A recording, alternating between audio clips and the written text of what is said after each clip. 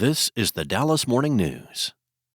It's Thursday, April 30th. Mostly cloudy with some showers rolling through at midday. Those showers may be heavy in spots, otherwise cool with a high of 65. More rain will pop up in the late afternoon or early evening with a low of 55. Here are today's headlines. A Travis County judge has ordered a state agency to comply with the fair housing agreement it made with the developer of a Muslim-centric neighborhood in North Texas. The Texas Workforce Commission must abide by the terms of a September 2025 settlement it reached with developer Community Capital Partners. The group is behind The Meadow, previously called Epic City. The 201st District Court issued the injunction Tuesday. A judge also denied the state's request to dismiss the case on Wednesday, allowing Community Capital Partners' lawsuit to move forward. Community Capital Partners filed its lawsuit against the Texas Workforce Commission earlier this year after the state agency failed to acknowledge, evaluate, or advance the fair housing policies submitted by the developer. The 2025 settlement required that the Texas Workforce Commission approve the new policies. Developers say the rulings clear a path forward for the project. Community Capital Partners said in a statement that the firm will put the agreed-upon fair housing policies into effect and resume public communications about the planned development. In other news, the North Central Texas Council of Governments terminated Director of Transportation Michael Morris on Tuesday evening. Morris served as director for 35 years. Executive Director Todd Little informed employees of Morris's termination by email and appointed Assistant Director Dan Kessler as the interim replacement.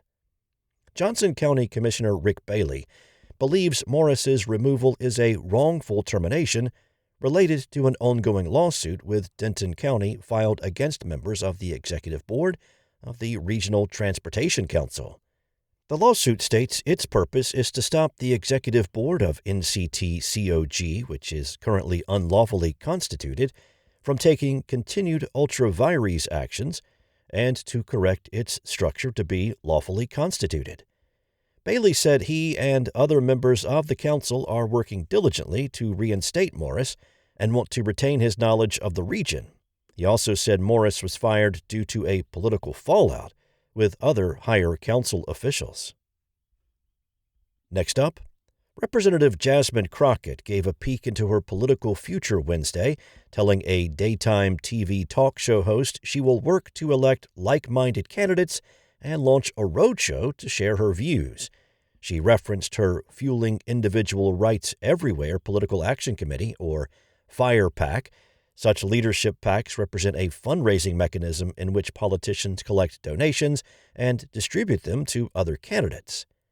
Crockett did not share details on the timing of the tour and did not immediately respond to a request for more information.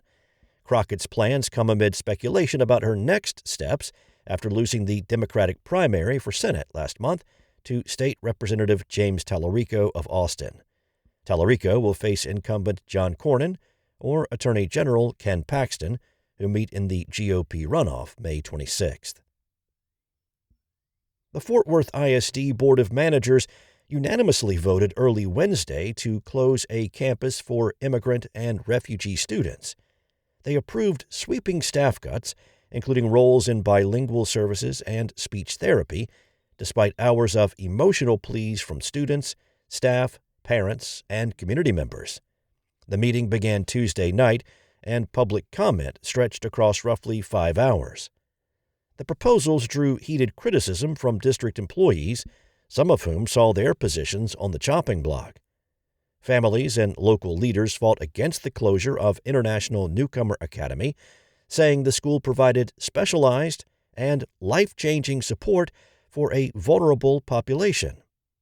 In the 2016-17 school year, Fort Worth ISD served about 87,000 students and employed 10,800 staff members.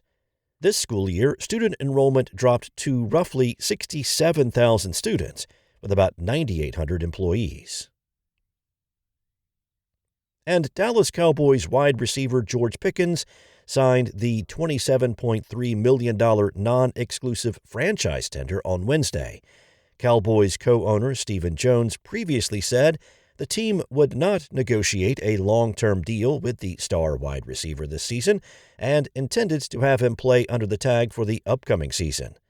The deadline to negotiate a long-term deal is July 15th. Pickens missed voluntary workouts Monday. Since those workouts were voluntary, Pickens will not face any potential fines. Now that Pickens has signed his tag, the Cowboys can trade him if they choose. Thanks for listening. For more on today's stories and the latest breaking news, visit dallasnews.com. Enjoy your day, and I'll be back tomorrow with more from the Dallas Morning News.